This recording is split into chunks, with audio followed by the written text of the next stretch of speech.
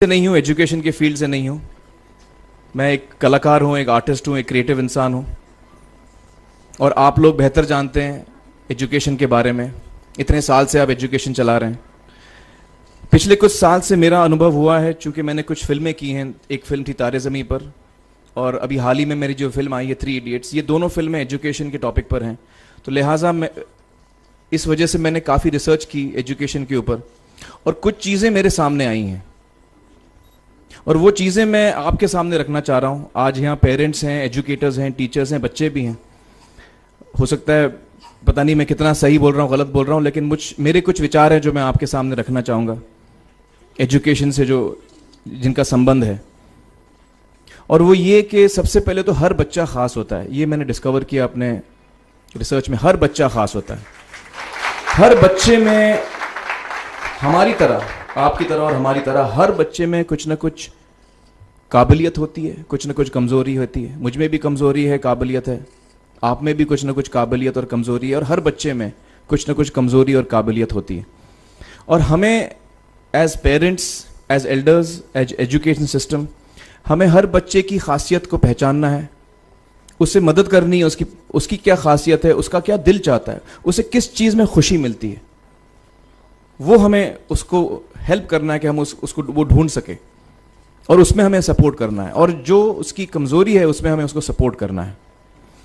मुझे अक्सर education institutes मुझे बोलते हैं कि हम हमारे स्कूल में सारे बच्चे पास होते हैं, हमारे स्कूल में सारे बच्चे फर्स्ट आते हैं, या हम जो बोर्ड एग्ज़ाम है उसमें हमारे सारे बच्चे पास होते हैं। मुझे एक सवाल पूछना है कि हमारे कितने बच्चे खुश हैं।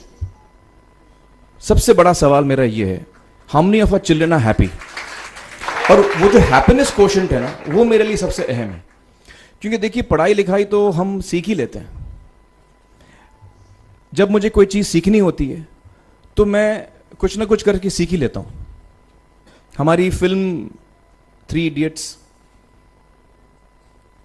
जब रिलीज होने वाली थी, रिलीज से पहले हमने कई स्क्रीनिंग्स रखे थे, टेस्ट स्क्रीनिंग जिसको हम कहते हैं, जिसमें कि हम ऑडियंस, जैसे आप लोग हैं, उनको बुलाते हैं, फिल्म दिखाते हैं, उनसे पूछते हैं कि फिल्म कैसी लगी।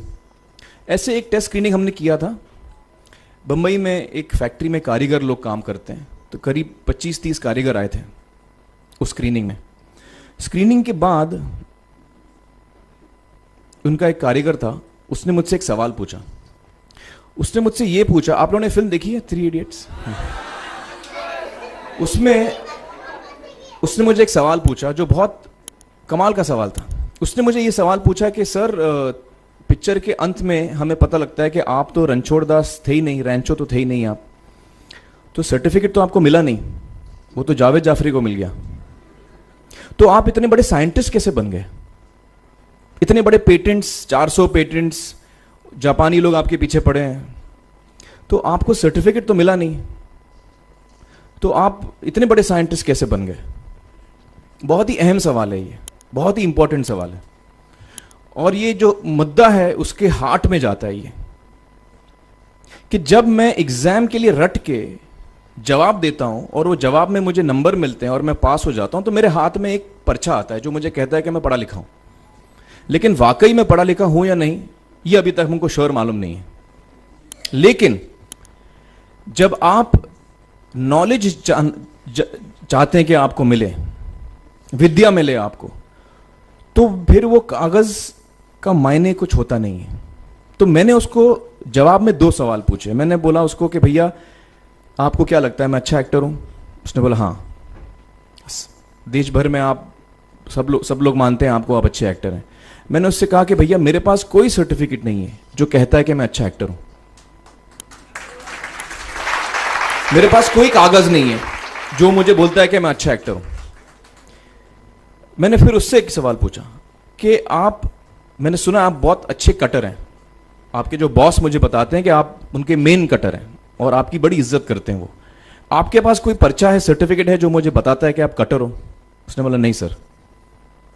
तो मैंने बोला आपका जवाब आपको इधर ही मिल गया। Education is beyond marks, education is beyond grades, education is what you learn. और मेरी इच्छा है कि हिंदुस्तान में हम एजुकेशन को इस नजरिए से देखें कि हम अपने बच्चों को वाकई शिक्षा दें। और शिक्षा हम खुशी से दें, क्योंकि शिक्षा में सिर्फ ज्ञान नहीं होता, शिक्षा में एक और चीज मिली हुई होती है, वो ये है कि हम अपने बच्चों को डेवलप करते हैं एज ह्यूमन बींग्स। आगे चल के वो जिंदगी में अच्छे इंसान बने, आगे चल के वो अपने पैरों पे खड़े रह सकें, आगे चल के वो इज्जत की जिंदगी जी सकें, आगे चल के वो दूसरों के बारे में ध्यान रखें, आगे चल के वो किसी के चेहरे पे मुस्कुराहट ला सकें, आगे चल के वो किसी की मदद कर सकें। This is what we should develop of our children. ये मेरी फीलिंग है। मैं जहां भी देखता हूं, ये मेरे साथ भी हुआ है जब मैं छोटा था।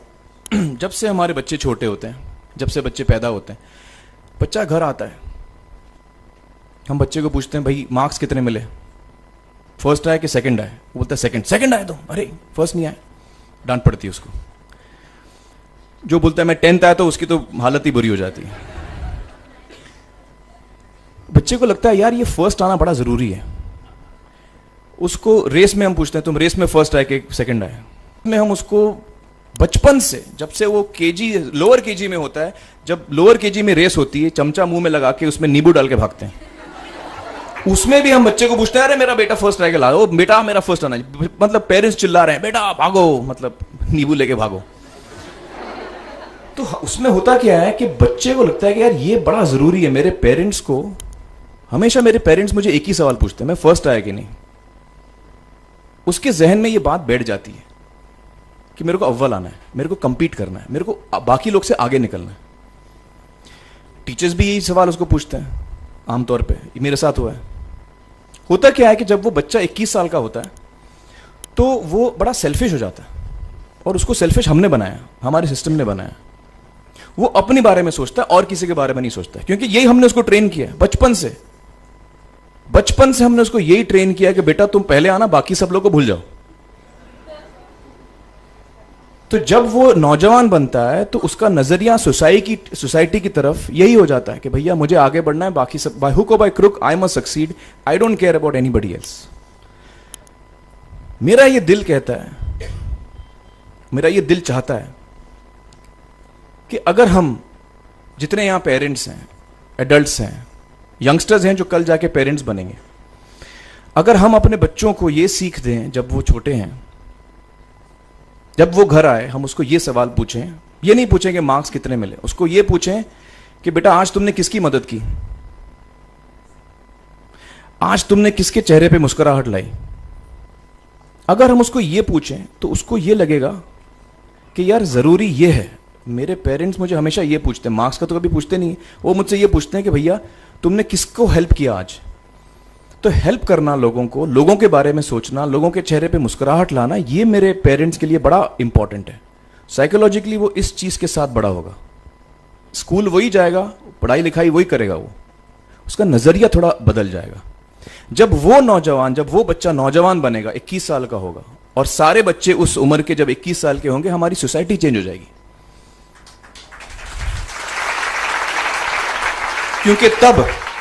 क्योंकि तब हमारी सोसाइटी में ऐसे नौजवान होंगे जो खुद के बारे में नहीं सोच रहे, दूसरों के बारे में सोच रहे हैं।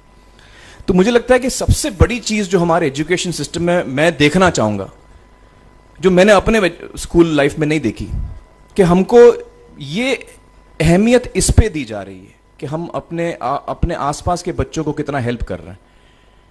ये एक बहुत बड़ी तब्दीली अगर आ जाए तो मुझे लगता है कि हमारा देश बहुत सुधर सकता है, बहुत बदल सकता है।